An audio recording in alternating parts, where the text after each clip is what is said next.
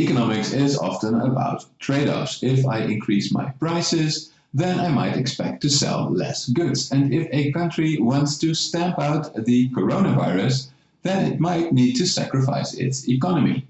Or at least that is what you might think, given that large parts of the world are now in lockdown to control the virus. And their economies currently look like this. However, then there is Taiwan. Their economy currently looks like this. And their total death toll is 7. Yes, 7. On a population of more than 23 million. On top of that, they never, I repeat, never went into a complete lockdown. Some people have been speculating that they are secretly wizards because it seems that they found a magical solution in which they both saved the economy and eliminated the virus. Of course, it wasn't magic, it was hard work and smart planning. In this video, I'll tell you exactly what they did to eliminate the virus and how they got their economy to grow at a whopping 2% in 2020, the year of the Great Pandemic.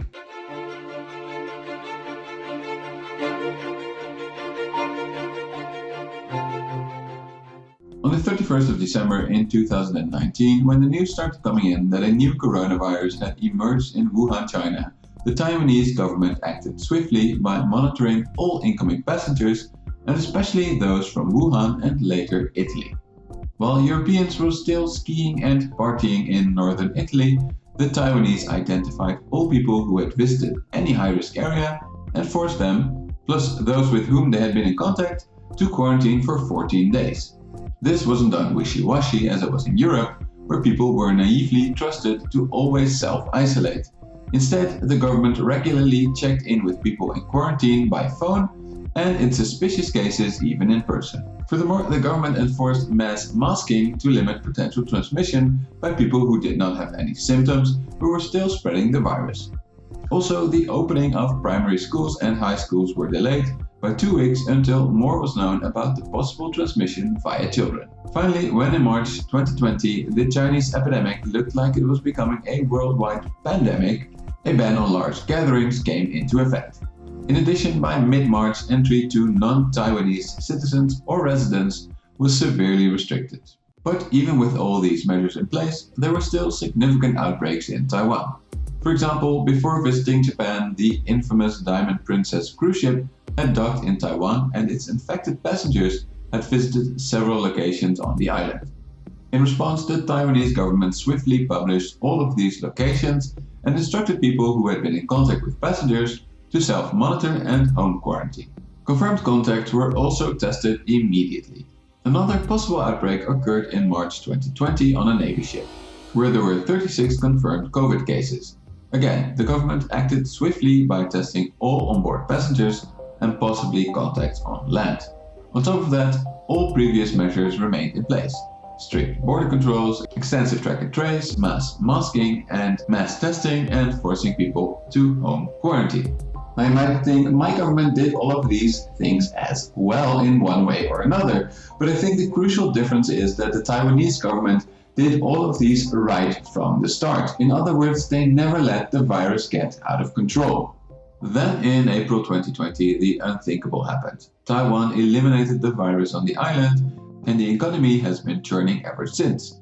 In fact, it was reported by the Financial Times to do better than ever thanks to Taiwanese expats coming home to sit out the COVID storm and spend their hard-earned cash on the island. So since there was never a complete lockdown, does that mean that there was no impact of the pandemic on the Taiwanese economy at all? Not entirely. The country did suffer from a lack of tourists, first from China and later from the rest of the world. Also, there was some reduction in activity even if the country never went into a complete lockdown. That being said, in a year where global trade shrunk by about 10%, Taiwan's exports were up by 5%. The main reason for this is that as globally people started to work from home more, demand for electronic devices skyrocketed.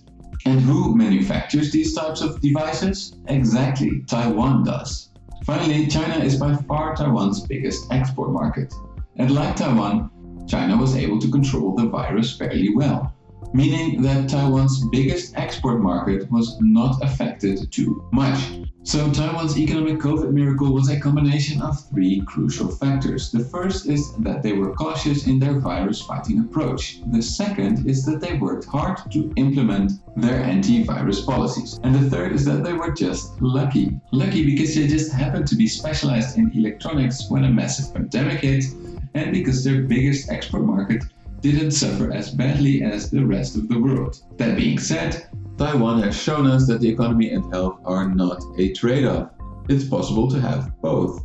So how did your country's economy do in the year of the Great Pandemic? And how did your government respond to the crisis compared to Taiwan? Could they have done better? Let me know down in the comments. I hope you enjoyed this video, and if you did, please leave a like and consider subscribing to this channel.